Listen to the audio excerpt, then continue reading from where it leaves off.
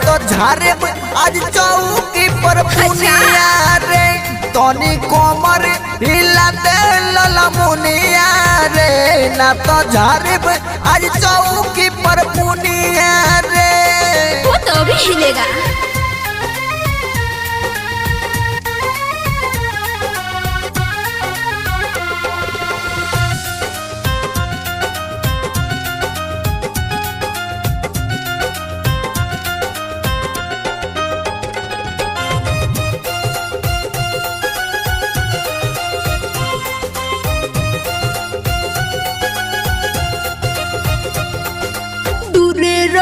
हमारा से हो जाइबा जियान हर दबे मलाहा में जब फेंक दहबा पारा बुझला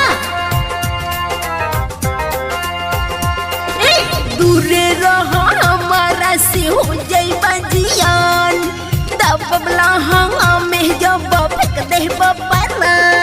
अरे हमारा के तो जोनी बार बार धमकी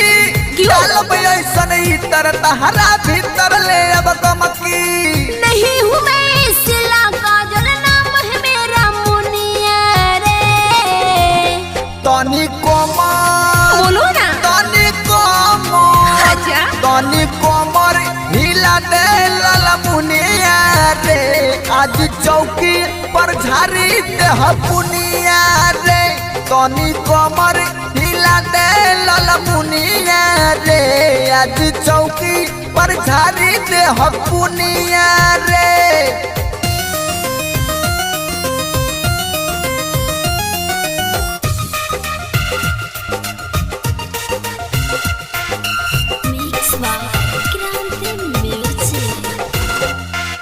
पूराई बिहार में चलती चलेला हमार हाई वोल्टेज हा बाबू साहब नहीं भार क्या समझे।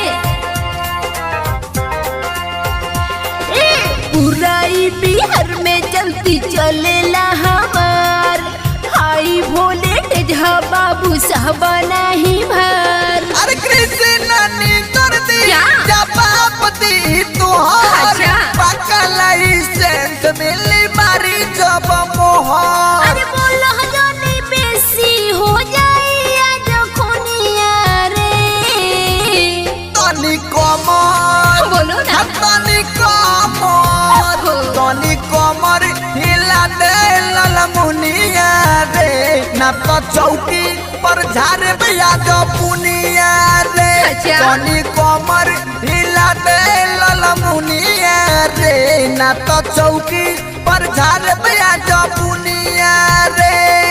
हमसे इशारा से ना बात कीजिए ऐसी ना वैसी हूँ मैं जान लीजिए।